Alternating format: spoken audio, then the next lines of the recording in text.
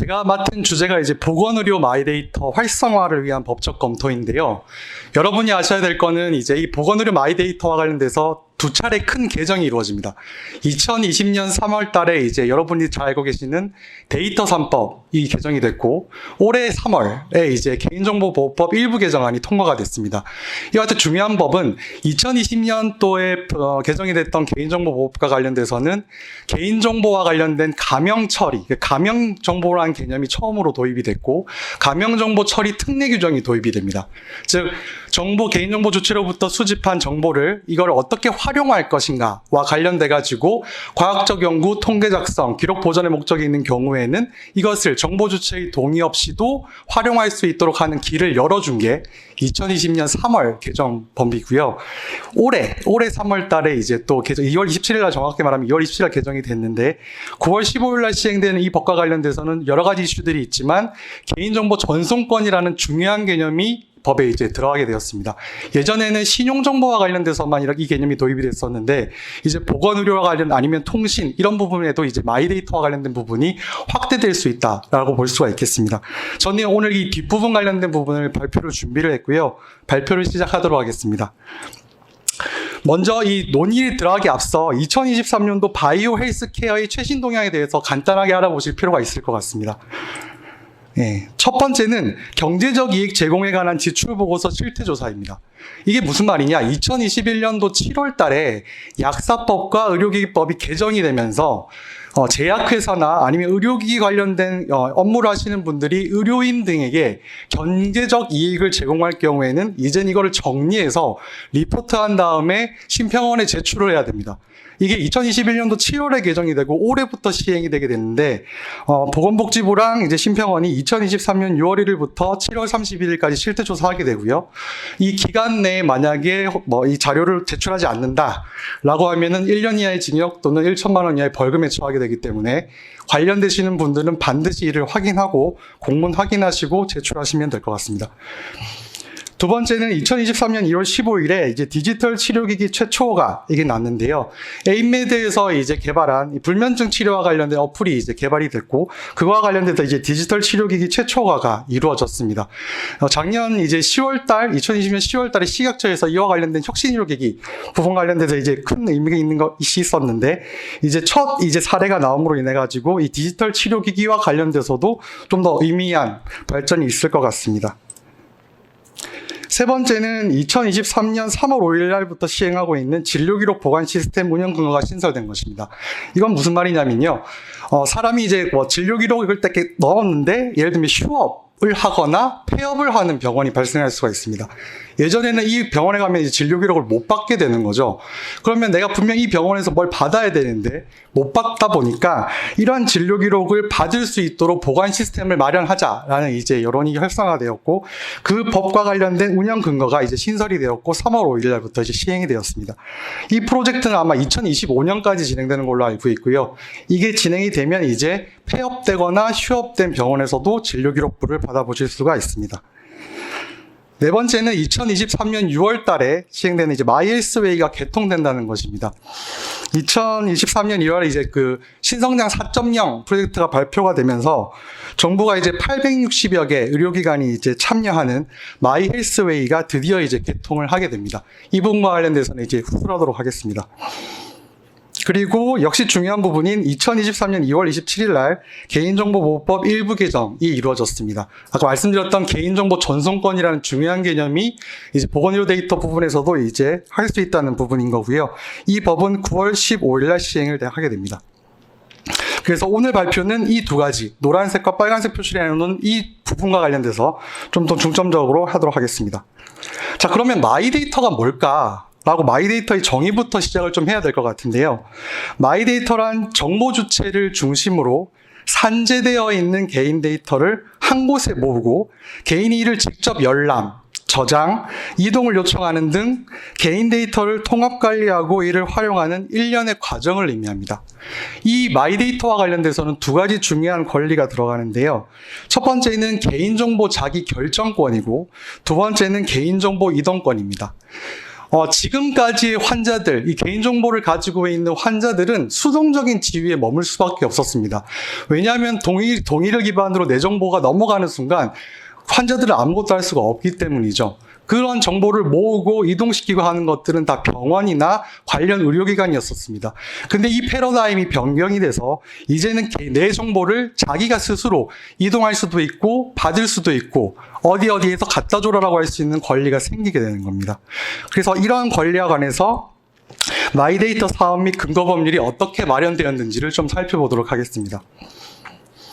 원래 2016년도에 지능정보사회 중장기 종합대책에서 K-마이데이터 제도라는 것이 원래 처음 시초이고요.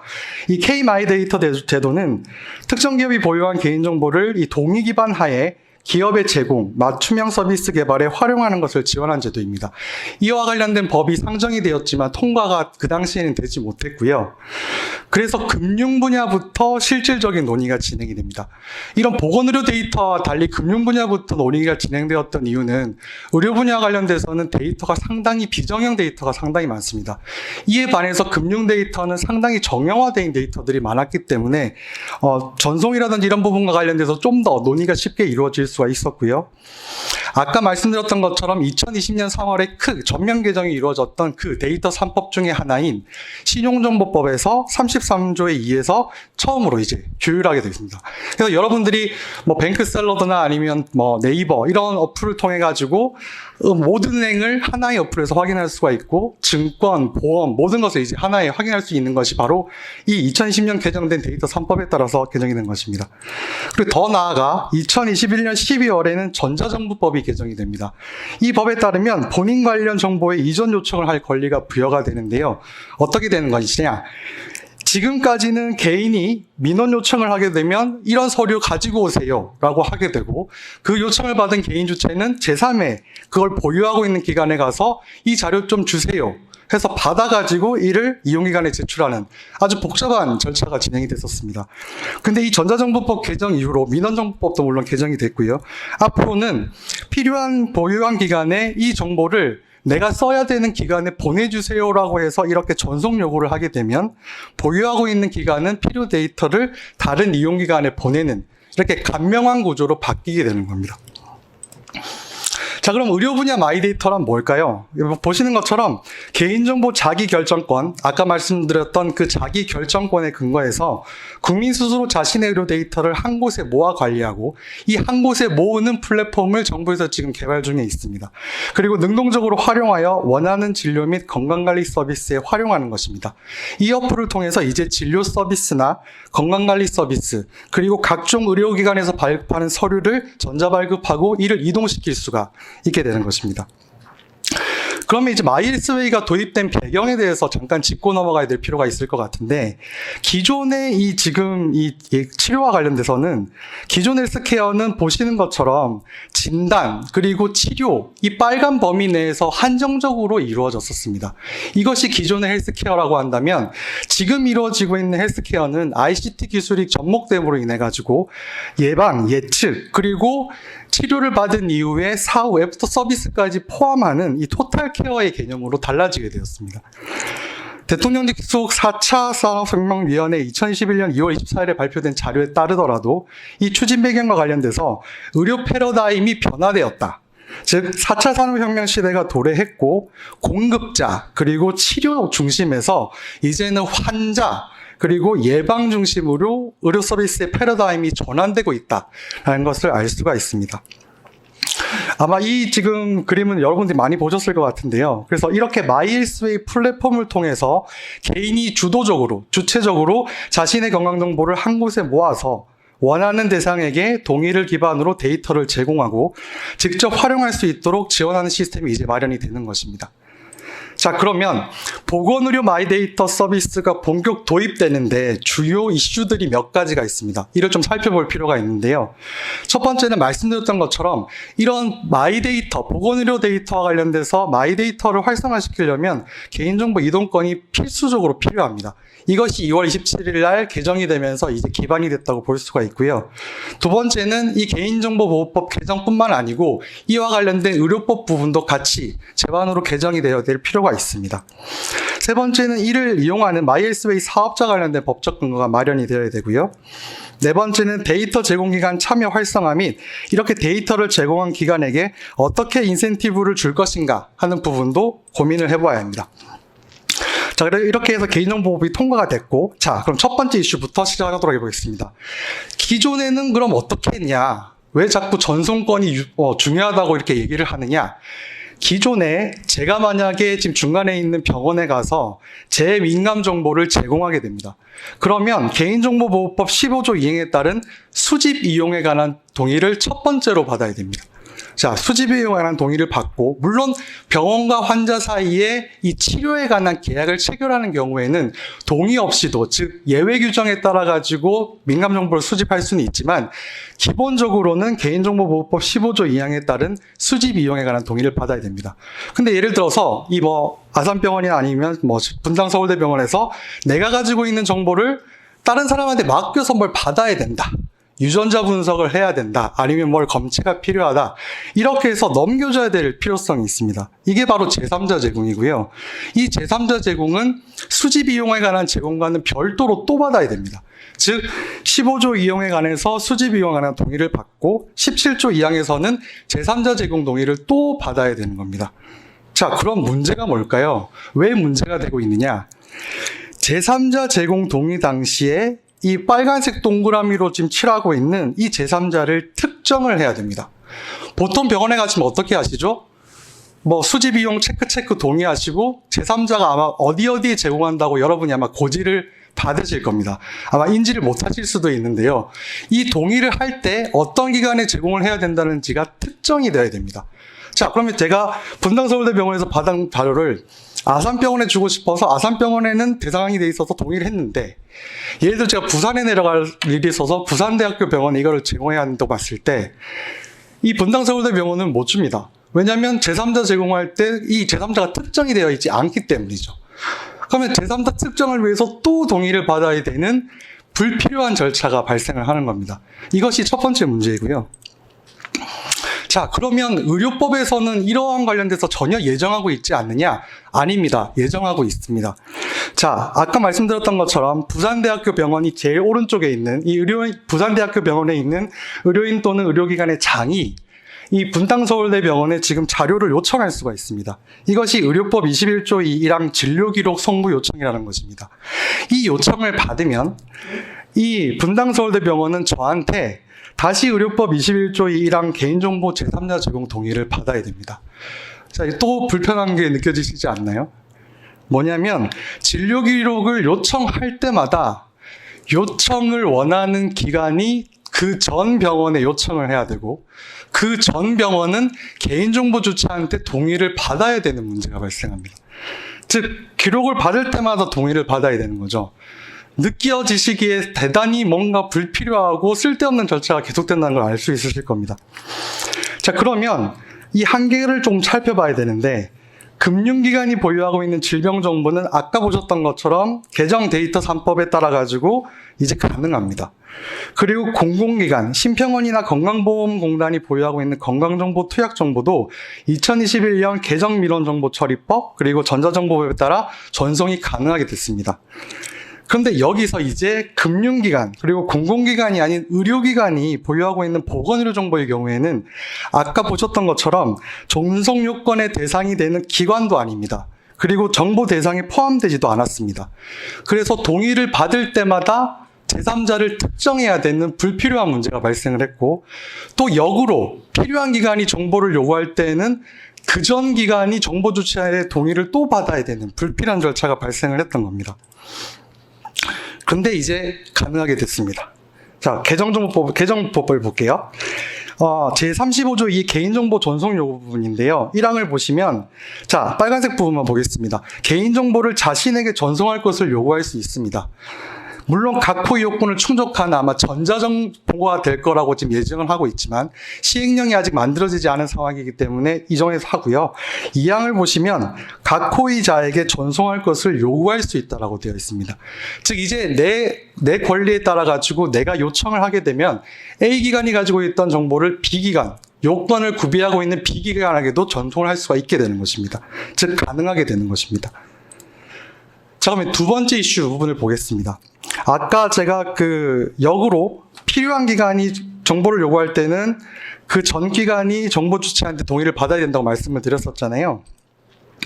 요 구조인데 뭔가 좀 이상하지 않으신가요? 진료기록 송부 요청 주체가 의료법상 의료인 또는 의료기관의 장으로 한정이 되어 있습니다. 즉, 의료인 또는 의료기관의 장이 필요한 경우에 전 기관에 대해서 요청을 할 수가 있고 전 기관이 동의를 받아가지고 제출하게 되어 있는 겁니다. 근데 지금 마이데이터 서비스가 활성화되려면 의료인 또는 의료기관이 아니더라도 이런 건강관리 서비스 제공업체도 뭔가 정보 주체의 동의를 받아가지고 뭔가 이걸 활용할 수 있는 제도가 마련이 돼야 될 것 같은데요. 아까 보셨던 것처럼 의료법은 의료인 또는 의료기관의 장은 다른 의료인 또는 의료기관의 장으로부터만 진료기록 송부 요청을 받을 경우에 동의를 받아서 제공하게 되어 있습니다. 그래서 주체 요건이 한정이 되어 있는 거죠. 그래서 이 부분이 이번에 전송 요구권으로 해결을 하게 되었습니다. 아까 보셨던 이양 관련된 것인데요. 각 호의자에게 전송할 것을 요구할 수 있기 때문에 첫 의료기관에 대해서 그런 서비스가 필요한 의료인 또는 의료기관의 장이 아닌 다른 사람에게도 이 데이터를 보낼 수가 있게 되는 것입니다. 그래서 가능하게 되는 겁니다. 자, 그럼 이거를 정리를 한번 해볼게요. 자, 제가 개인정보를, 민감정보를 이제 이 병원에 제공을 하게 됩니다. 물론 아까 말씀드렸던 것처럼 개인정보보호법 15조 2항에 따라 가지고 제공을 하게 되는데, 그러면 예전에는 이걸 제3자 제공할 때마다 제3자를 특정해야 되는 문제, 혹은 역으로 송부를 요청할 경우에는 전 기관이 정보 주체인데 동의를 받아야 되는 문제가 있었는데, 이제는 이 법 35조의 2항 개인정보 전송 요구에 따라 가지고 A 기관이 가지고 있는 그 정보를 B 기관 혹은 의료기관이 아닌 제3의 기관에게도 보낼 수가 있게 되었습니다. 다만 이런 그 정보를 받을 수 있는 사업자 요건 그리고 보안 요건에 관해서는 시행령에서 좀 더 구체적으로 의논이 될 거로 보입니다. 자, 다음은 데이터 제공기가 참여 활성화 및 인센티브 마련 방안인데요. 아까 말씀드렸던 것처럼 의료 분야는 금융 분야와 되게 다릅니다. 의료기관마다 수준과 상호 운영성 차이가 있고 표준화 문제도 발생할 수가 있거든요. 두 번째는 그래서 이제 정부는 마이헬스웨이 인센티브 방안을 지금 마련하고 있는 상태입니다. 그래서 데이터 제공을 위한 초기 인프라 개선이나 구축 비용을 지금 지원할 예정에 있고 EMR 개발 예산 지원 플랫폼을 참여해서 인프라 확산의 효율을 제고하고자 노력하고 있습니다. 마지막으로 데이터 제공으로 수혜를 받는 정보 주체나 활용기관 등을 대상으로 데이터 제공에 대한 과금 체계, 이게 제일 중요한 부분이라고 볼 수 있는데 이 과금 체계 도입을 마련할 예정에 있습니다. 그래서 보건복지부 출처 자료를 보셔도 이 부분이 지금 주요 세부과제 자료로 나와 있는 걸 확인하실 수가 있습니다. 자, 이렇게 지금 이제 그 전송권을 기반으로 해서 이게 되면 보시는 것처럼 본인 의료 데이터를 이제 한 곳에서 아마 여러분들이 가지고 있는 핸드폰의 어플을 통해서 이제 열람 그리고 전송을 다 하실 수가 있고 응급상황이 되더라도 의료진한테 의사결정을 지원할 수가 있으며 그리고 이러한 자료를 바탕으로 개인 의료 데이터 활용 건강관리 서비스, 비의료 건강관리 서비스 부분도 활성화될 것으로 보입니다. 그리고 나의 진료 기록과 관련돼서 마이헬스웨이라는 플랫폼을 통해 가지고 의료기관으로부터 자료를 받을 수도 있고 받은 자료를 제3자한테 보낼 수도 있으며 그 받은 자료와 관련돼 가지고 내가 받지 않고 직접적으로 전송을 요청할 수도 있는 권리까지도 발생하게 되는 겁니다. 결론적으로는 이번 개인정보보호법 개정안으로 이제 전송권이 생겼으므로 마이데이터 부분과 관련된 부분은 이제 활성화될 것으로 보입니다. 다만 의료법과의 이제 관계 정립이 조금 더 필요할 것으로 보이고요. 두 번째는 이제 금융 분야와 달리 의료 분야가 가지는 특수성, 그리고 이 정보가 금융 데이터랑은 달리 민감 정보에 해당한다는 점을 고려해서 표준화와 정보 보안 체계가 마련되어야 될 것으로 판단됩니다. 그리고 이러한 보건의료 마이데이터가 활성화되기 위해서는 아무래도 이 데이터를 제공하는 기관, 그 정보 주체에 대한 어떤 인센티브 마련이 필수적으로 필요할 것으로 판단됩니다. 예, 제 발표는 여기까지였습니다. 감사합니다.